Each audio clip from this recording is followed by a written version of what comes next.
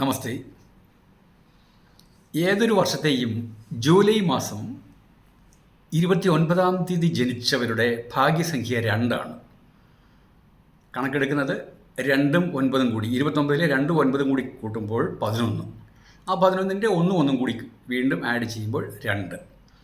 2 represent ചെയ്യുന്ന star ചന്ദ്രനാണ്. ചന്ദ്രൻ ആയതിൻ്റെ പേരിൽ അല്പം ആത്മവിശ്വാസം കുറയും. കാരണം ചന്ദ്രൻ 15 ദിവസം വരുന്നു, 15 ദിവസം പോകുന്നു. അമാവാസ്യ പൗർണമി അറിയാമല്ലോ. അത് നിങ്ങളെയും ഡയറക്റ്റായിട്ട് ബാധിക്കും. ചന്ദ്രൻ്റെ ഏറെ സ്വാധീനമുള്ള വ്യക്തികളാണ്. അതിൻ്റെ ഒരു ഗുണം എന്നാൽ നിങ്ങളിൽ കാൽപ്പനികത വർദ്ധിച്ചിരിക്കും മറ്റുള്ളവരെക്കാൾ.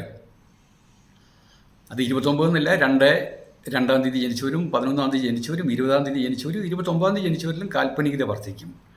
കാൽപ്പനികത എന്നാൽ നിങ്ങൾക്ക് മാനസികമായ ഗുണമാണ് അധികവും.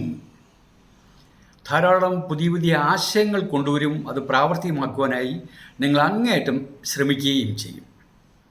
ആ വിജയത്തിലെത്തിക്കാം. തുടക്കത്തിൽ ജോലി കിട്ടാനോ മറ്റുള്ള കാര്യങ്ങൾക്കൊക്കെ അല്പം താമസമുണ്ടാകും.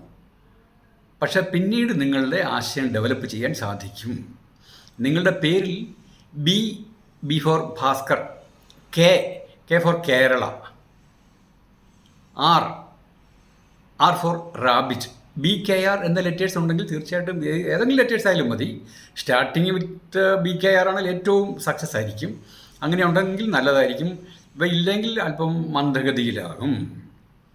ആത്മവിശ്വാസം വർദ്ധിപ്പിക്കുവാനായി നിങ്ങൾ ചന്ദ്രഗായത്രി ജപിക്കുന്നത് ഏറ്റവും നല്ലതാണ്. കാരണം നിങ്ങളുടെ ഈ കോൺഫിഡൻസ് ലെവൽ അല്പം കുറവാണ്. അതിൻ്റെ പേരിൽ അലസതയുണ്ടാകും, മടി, പിന്നെ അല്പം മുൻകോപമുള്ളവരാണ് നിങ്ങൾ. പെട്ടെന്ന് ആ മുൻകോപ്പമൊക്കെ മാറുമെങ്കിലും എന്ന് തോന്നും. പക്ഷേ അല്പസ്വല്പം നിങ്ങൾ ആ ദീർഘകാലത്തേക്ക് കൊണ്ടു നടക്കും.